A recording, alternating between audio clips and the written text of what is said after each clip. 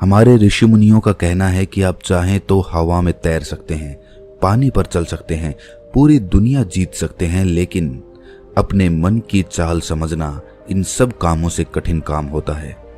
आपने कभी ख्याल किया होगा कि आप जो काम करना चाहते हैं आपका मन उससे उल्टा काम करता है। उदाहरण के लिए, अगर आप सिगरेट पीना छोड़ना चाहते हैं, आप खुद से दृढ़ निश्चय भी लेते हैं, लेकिन कुछ ही समय बाद आपका मन आपको खींचकर वापस उसी सिगरेट के पास लाकर खड़ा कर देता है। और ये बात सिर्फ सिगरेट पर लागू नहीं होती। हमारे जीवन में, हम सब के जीवन में बहुत सारे ऐसे काम होते हैं, ऐसी आदतें होती हैं जिन्हें हम छोड़ना चाहते हैं, लेकिन हम चाहकर भी उन आदतों को छोड़ नहीं पाते हैं।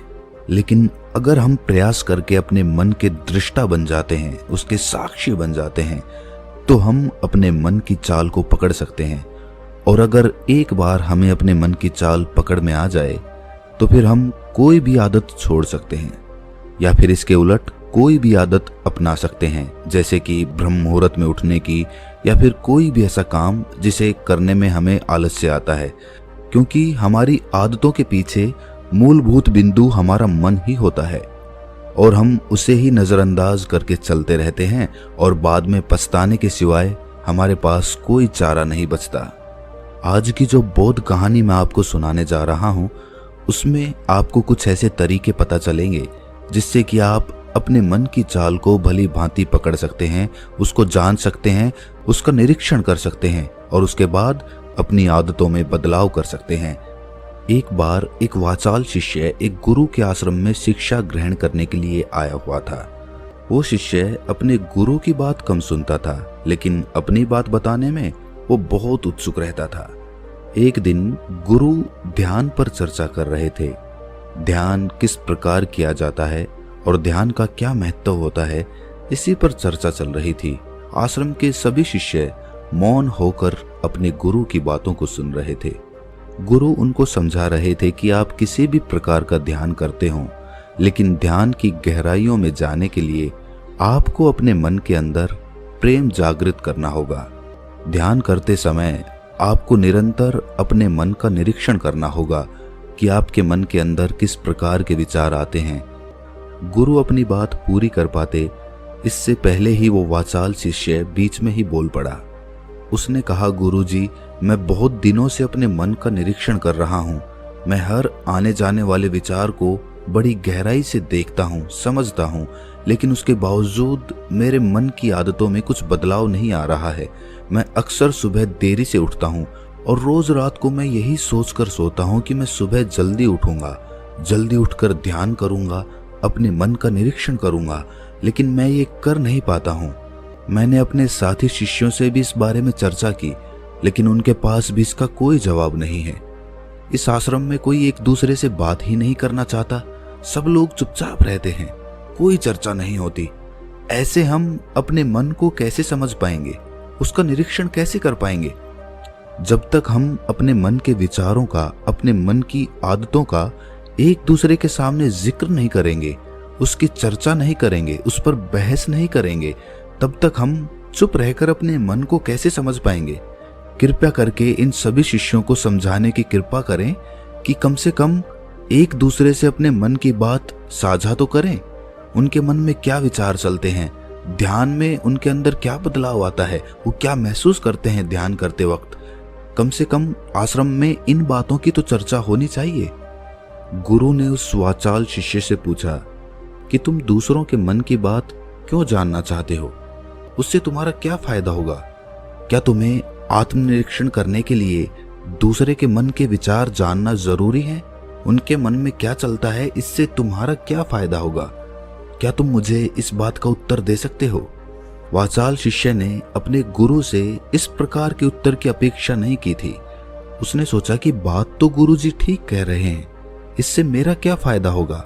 अगर मैं दूसरे के मन की बात जान भी लूंगा या फिर दूसरों के सामने अपने मन की बात बता भी दूंगा, तो उससे मेरा क्या फायदा होगा? क्या मैं अपने मन को समझ पाऊंगा? वो वाचाल शिष्य अपने ही द्वारा किए गए प्रश्न में उलझ चुका था।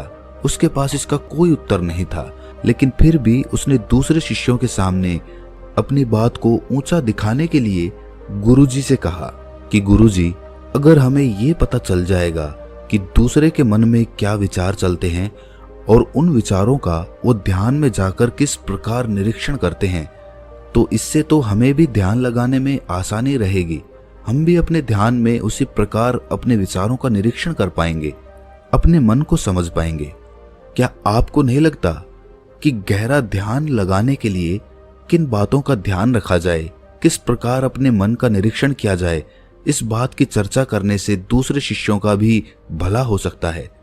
गुरुजी ने उससे पूछा कि मान लो कोई शिष्य गहरा ध्यान लगा पाता है और अगर वो तुम्हें अपनी मनोदशा बता भी दे कि किस प्रकार वो अपने मन का निरीक्षण करता है, अपने विचारों का निरीक्षण करता है, तो तुम्हें क्या लगता है कि ये जानकर तुम भी गहरे ध्यान में उतर पाओगे?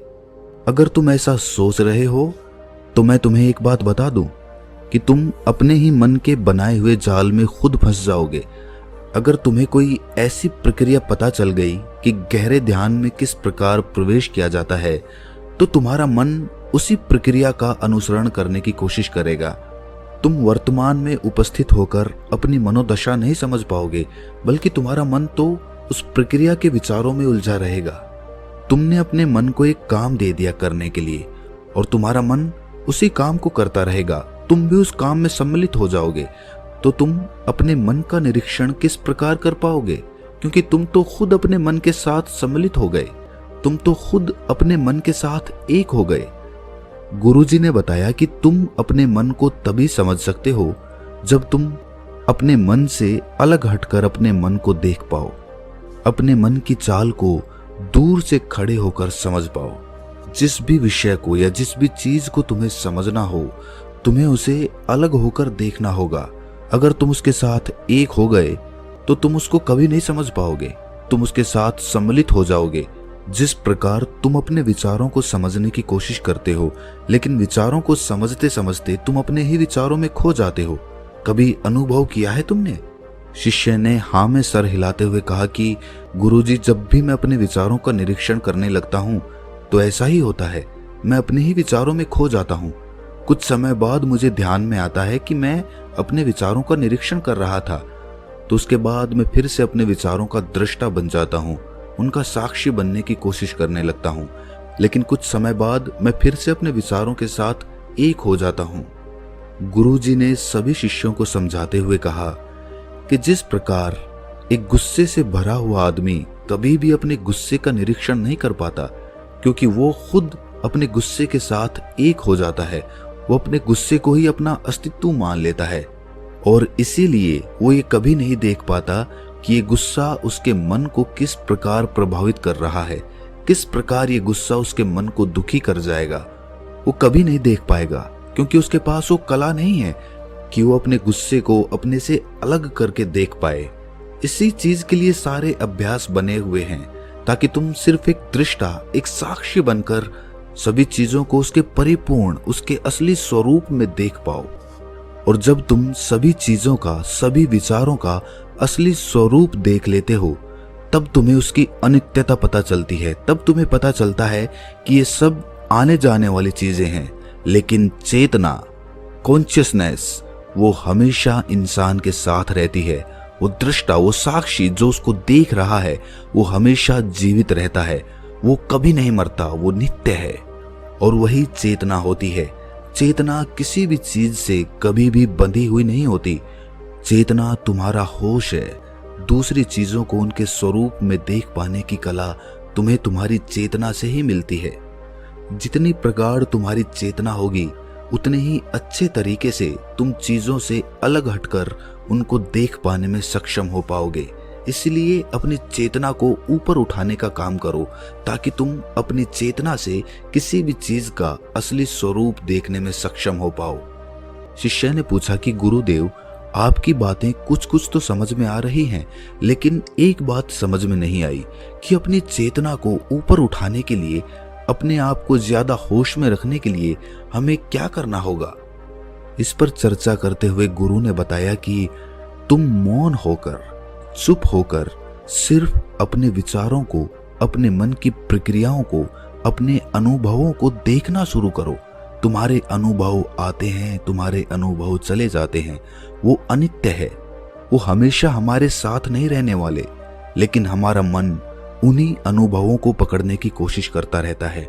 जब तुम्हें कोई अच्छा अनुभव होता है तो तुम्हारा मन चाहता है कि तुम्हें बार बार वही अनुभव हो, और उसी अनुभव को लेने के चक्कर में तुम्हारा मन तुम्हें फंसाता चला जाता है। तुम्हारी चेतना तुम्हारे मन के अधीन हो जाती है। वही होता है एक सिगरेट पीने वाले के साथ, वही होता है एक शराब पीने वाले के साथ, और वही होता है हर बुरी आदत अपनाने वाले के साथ, कि उसकी चेतना उसके मन की गुलाम हो जाती है। अगर तुम अपनी चेतना को अपने मन से आजाद करना चाहते हो तो सबसे पहले मौन रहना सीखो, चुप रहना सीखो। तुम्हारे ज्यादा बोलने की आदत, दूसरों से उनके अनुभव सुनने की आदत तुम्हारे मन को और ज्यादा भर देगी। लेकिन अपनी चेतना को आजाद करने के लिए तुम्हें अपने मन को खाली करना सीखना होगा। जब तुम अपने मन को खाली करोगे तब तुम्हें अपनी चेतना का असली स्वरूप दिखाई देगा।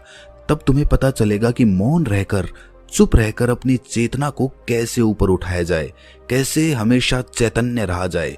चैतन्य रहना ही हमारा असली स्वरूप होता है, लेकिन हम उसे भूल चुके हैं अपने मन के अधीन होकर।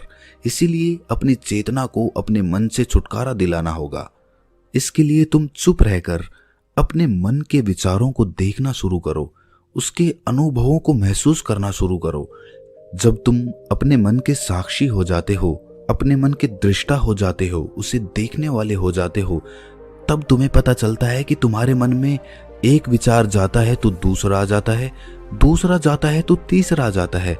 और इस प्रकार जिस तरह सड़क पर भीड़ चल रही होती है, लोगों का हुजूम चल रहा होता है, एक आदमी जाता है तो दूसरा आता है, दूसरा जाता है तो तीसरा आता है, उसी प्रकार हमारे मन की भूमि में अनेकों अनेक विचार आते और जाते रहते हैं।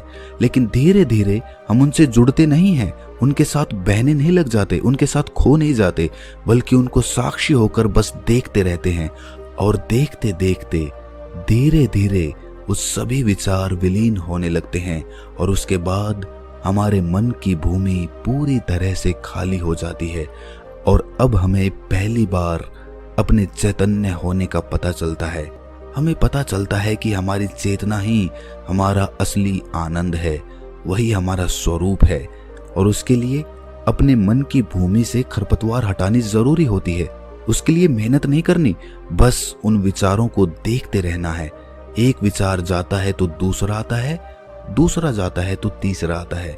बस देखते रहो, देखते रहो, साक्षी बने रहो, दृष्टा बने रहो, और देखते देखते वो विचार विलीन हो जाते हैं। लेकिन इसके लिए तुम्हें चुप रहकर अभ्यास करना होगा। चुप रहकर अपने विचारों का आत्मनिरीक्षण करना होगा, अपने मन की भावनाओं को समझना होगा। कब तुम्हें गुस्सा आता है, कब तुम्हें खुशी होती है, उसे अलग खड़े होकर देखना होगा। जब भी हमें गुस्सा आता है या खुशी होती है या किसी से घृणा होती है तो हम तत्क्षण उत्तेजित हो जाते हैं, और उत्तेजना की वजह से ही हम उन भावनाओं को अलग होकर देख नहीं पाते हैं। लेकिन अगर हम उत्तेजित ना हों, शांत रहें, शिथिल रहें, तो हम अपने मन की भावनाओं को समझ सकते हैं, उनको जान सकते हैं। और जब हम अपने मन की भावनाओं को जानने लगते हैं तब हमें पता चलता है कि कोई भी भाव हमेशा नहीं रहता। एक भाव जाता है तो दूसरा चला आता है। खुशी हमेशा नहीं रहती, दुख हमेशा नहीं रहता, गुस्सा हमेशा नहीं आता, घृणा हमेशा नहीं होती। जब इन बातों को हम समझने लगते हैं तो ये सारे भाव हमारे अंदर से विलीन होने लगते हैं, और सिर्फ एक प्रेम, एक आनंद हमारे अंदर बच जाता है। उसे ही हम परमानंद कहते हैं, और वही हमारा असली स्वरूप होता है। इसीलिए अपने मन की चाल में तुम खुद मत फंस जाना। अपने मन की चाल को दूर खड़े होकर बस देखते रहना, और देखते देखते वो चाल, तुम्हारा मन पूरी तरह से विलीन हो जाएगा। और जब कोई मन नहीं बचेगा तभी हम हर चीज में अपना मन लगा सकते हैं, हर काम को पूरे ध्यान पूर्वक कर सकते हैं। असल में मन का विलीन होना ही ध्यान में प्रवेश होता है। जब तक हमारा मन हावी होता है तब तक हम ध्यान में प्रवेश नहीं कर पाते, क्योंकि हमारा मन करेगा तब हम ध्यान करेंगे, और जब हमारा मन नहीं करेगा तब हम ध्यान नहीं करेंगे। और ऐसा हर काम में लागू होता है। लेकिन एक बार अगर हमारा मन विलीन हो जाता है तो हम हर काम में ध्यान लगा सकते हैं और ध्यान ही हमारा असली स्वरूप बन जाता है, वही चेतना बन जाती है। इस ज्ञान भरी चर्चा को सुनकर सभी शिष्य प्रसन्न हो गए, लेकिन गुरु ने उन्हें चेतावनी देते हुए कहा कि तुम प्रसन्न हो रहे हो, ये भी तुम्हारे मन की एक भावना है। तुम्हें ये बातें सुनने में मजा आ रहा है, इसीलिए तुम प्रसन्न हो रहे हो, लेकिन ये बातें हमेशा कोई तुम्हें नहीं सुनाएगा और इसी वजह से तुम्हारा मन हमेशा प्रसन्न नहीं रह पाएगा। अगर तुम्हें असली आनंद की खोज करनी है, ऐसी प्रसन्नता हासिल करनी है जो कभी विलीन ना हो, तो तुम शांत होकर, मौन होकर, भावना रहित होकर अपने विचारों और अपनी भावनाओं को देखना शुरू करो। उसके बाद तुम्हें खुद ही महसूस होगा कि चेतना जो होती है वो शाश्वत होती है, वो कभी नहीं मरती और बाकी सभी चीजें अनित्य हैं, वो खत्म हो जाएंगी, वो मर जाएंगी, वो पीछे छूट जाएंगी। कोई भी चीज इस संसार में शाश्वत नहीं होती सिवाय हमारी चेतना के। जब हमारे प्राण छूटते हैं तो हमारे शरीर से सबसे पहले हमारी चेतना ही निकलती है, इसीलिए चेतना कभी नहीं मरती। गुरु ने सभी को निर्देश देते हुए कहा कि आज हम मौन रहकर अपने मन के विचारों और उसकी भावनाओं पर ध्यान लगाएंगे, उसके साथ सम्मिलित नहीं होंगे, बस उसे दूर से खड़े होकर देखते रहेंगे। थोड़ा कठिन है, लेकिन अभ्यास करने से तुम इसमें पारंगत हो जाओगे। और इसके बाद गुरु ने सभी को ध्यान लगाने का संकेत किया। तो दोस्तों, कैसी लगी ये कहानी आपको कमेंट सेक्शन में जरूर बताना, और अच्छी लगी हो तो इस चैनल को सब्सक्राइब करके नोटिफिकेशन बेल को जरूर प्रेस कर देना।